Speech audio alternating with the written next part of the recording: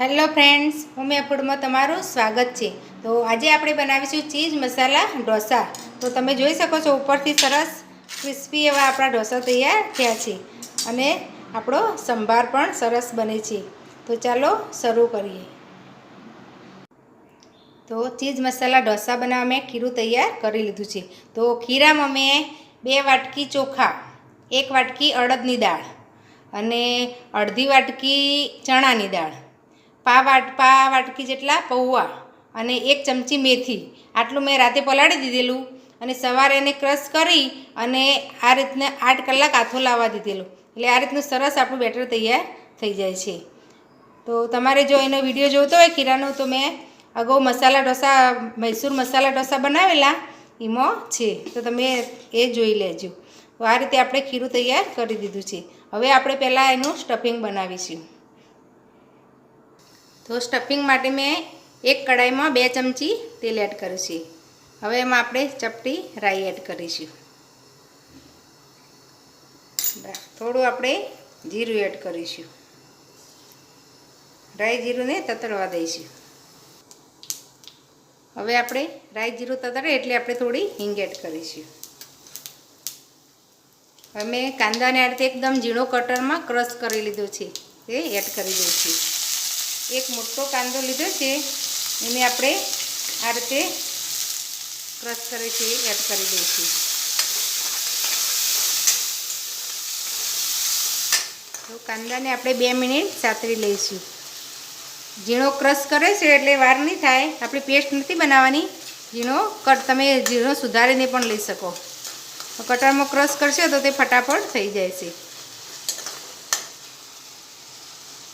તો આપણે સાથે મસાલા પણ કરી દઈશું। તો આપણે અડધી ચમચી જેટલી હળદર એડ કરીશું। તીખાશ જોઈતી હોય એ પ્રમાણે આપણે લાલ મરચું પાવડર એડ કરીશું, એટલે મેં અડધી ચમચી જેટલું લાલ મરચું પાવડર લીધું છે। અડધી ચમચી ધાણા જીરું પાવડર લઈશું। સ્વાદ પ્રમાણે આપણે મીઠું એડ કરી દઈશું। અડધી ચમચી જેટલો આપણે આમચૂર પાવડર લઈશું। 1 નાની ચમચી જેટલો ગરમ મસાલો લઈશું। બધું સરસ મિક્સ કરી દઈશું। હવે આપણે 1 મિનિટ સાતરીશું, એટલે કાંદો પણ સંતળાઈ જશે સાથે અને મસાલા પણ સાથે સંતળાઈ જશે।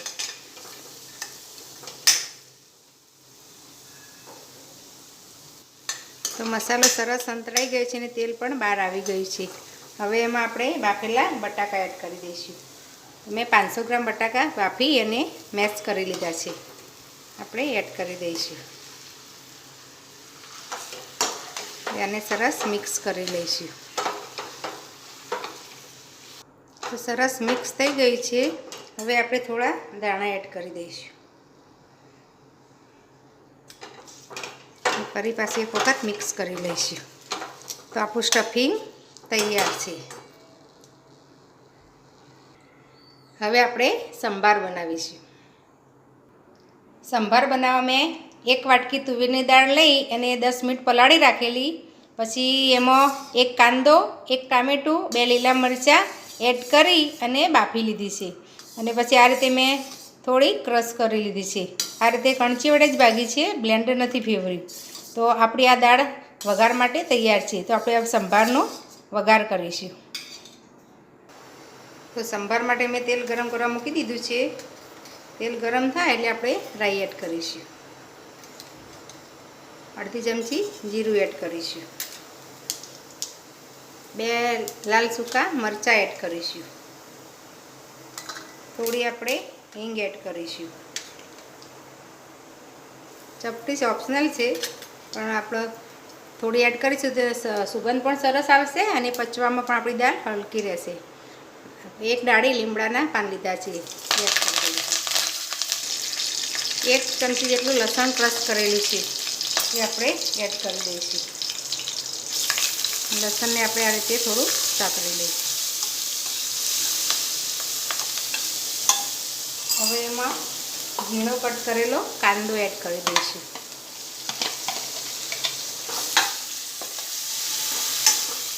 અને આપણે સાતળી લઈશું આ રીતે। 1 મિનિટ જેવું આપણે કાંદાને સાતળીશું. તો કાંદા સંતળાય ત્યાં સુધી આપણે એક મસાલા પેસ્ટ બનાવીશું. તો 1 ચમચી આપણે ધાણા જીરું પાવડર લઈશું. અડધી ચમચી હળદર એડ કરીશું. આપણે સ્વાદ પ્રમાણે દાળમાં મીઠું એડ કરવાનું હોય એટલું આપણે મીઠું એડ કરીશું. 1 ચમચી કાશ્મીરી મરચું પાવડર એડ કરીશું. થોડો આપણે આમચૂર પાવડર એડ કરીશું. તમે આમચૂરની જગ્યાએ તમે લીંબુનો રસ એડ કરવો હોય કે આંબલી એડ કરવી હોય તો એડ કરી શકો. અને આપણે સંભાર મસાલો એડ કરીશું. અડધી ચમચી જેટલો સંભાર મસાલો એડ કરીશું. થોડો આપણે ગરમ મસાલો એડ કરીશું. બધું સરસ મિક્સ કરી લઈશું. હવે એમાં પાણી એડ કરી અને પેસ્ટ બનાવી લઈશું. આ રીતે કરવાથી પાણીમાં મસાલા સરસ ફૂલી જાય છે અને આપણો સંભારનો ટેસ્ટ સરસ આવે છે. આપણો આ પેસ્ટ તૈયાર છે. તો કાંદો સરસ સંતળાઈ ગયો છે અને કલર પણ ચેન્જ થઈ ગયો છે. હવે એમાં આપણે જે પેસ્ટ બનાવીને રાખેલી એ આપણે એડ કરી દઈશું. અને પેસ્ટને આપણે થોડી વાર સાતળી લઈશું. સરસ કલર થોડું તેલ છૂટું પડે ત્યાં સુધી આપણે સાતળીશું. તો 1 જ મિનિટમાં મસાલો સંતળાઈ ગયો છે અને સરસ આ રીતે તેલ છૂટું થઈ ગયું છે. પાણી બધું બળીને આ રીતે તેલ છૂટું થઈ ગયું છે. હવે એમાં આપણે જે દાળ બાફીને એડ કરેલી રાખેલી એ આપણે એડ કરી દઈશું. હવે એમાં આપણે પાણી એડ કરીશું. તમારે જે રીતની ઘટ જોઈતી હોય એ પ્રમાણે પાણી એડ કરવાનું. સરસ મિક્સ કરી અને હવે સંભારને આપણે ઉકાળી લઈશું. જેટલો સંભાર ઉકળશે એટલો એનો ટેસ્ટ સરસ બેસશે. સંભારને ઉકાળીશું. તો સંભાર સરસ ઉકળવા લાગે. હવે એમાં આપણે 1 ચમચી ગોળ એડ કરીશું. થોડું ગોળ એડ કરીશું તો એનાથી સ્વાદ સરસ આવે છે. વધારે એડ નથી કરવાનો, આપણે 1 ચમચી જેટલો જ એડ કરીશું. હવે આને એકદમ ધીમો ગેસ કરી અને 5 મિનિટ આપણે સંભારને ઉકાળી લઈશું. સરસ ઉકળી ગયો સંભાર. હવે એમાં થોડા આપણે ધાણા એડ કરી દઈશું. તો આપણો આ સંભાર પણ સરસ તૈયાર થઈ ગયો છે.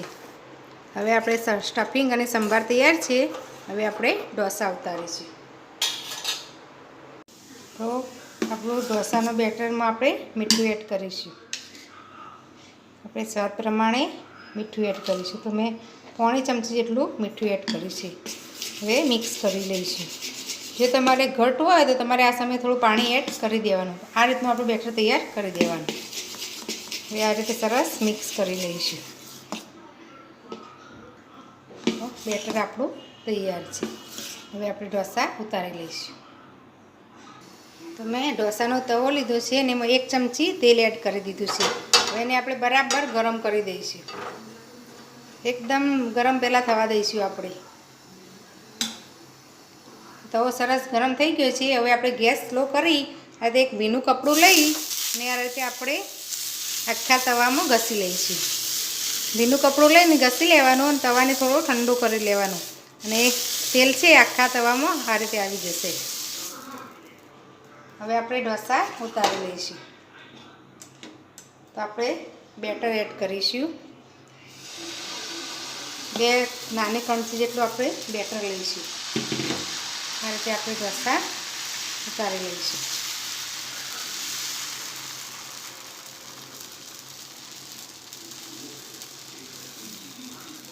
હવે મીડિયમ ગેસ પર આપણે થવા દઈશું ઢોસાને આપણા. તો નીચેથી ક્રિસ્પી થવા લાગ્યું છે.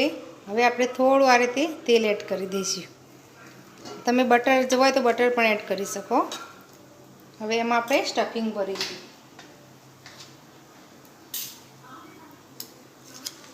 આ રીતે આપણે સ્ટફિંગ વચ્ચે લગાવી લઈશું.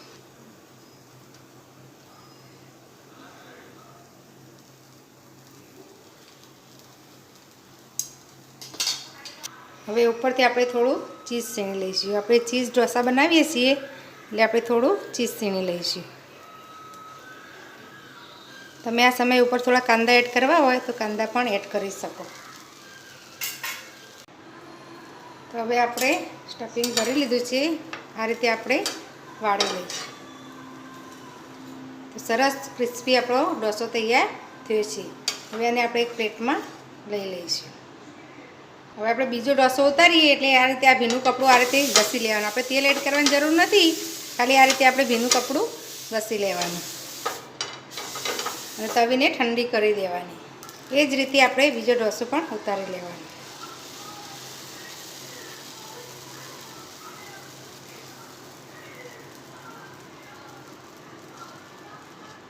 હવે ગેસ પર આપણે મીડિયમ ગેસ રાખી અને થવા દઈશું. આપણો આ ઢોસો પણ સરસ તૈયાર થઈ ગયો છે. હવે આપણે સર્વ કરીશું. તૈયાર છે આપણા ચીઝ મસાલા ઢોસા ને સંભાર સાથે સર્વ કરે છે. તો જો તમને અમારી રેસીપી ગમી હોય તો મારા વિડીયોને લાઇક, શેર અને મારી ચેનલને સબસ્ક્રાઈબ જરૂર કરજો. ફરી મળીશું આવા નવા વિડીયો સાથે. ધન્યવાદ.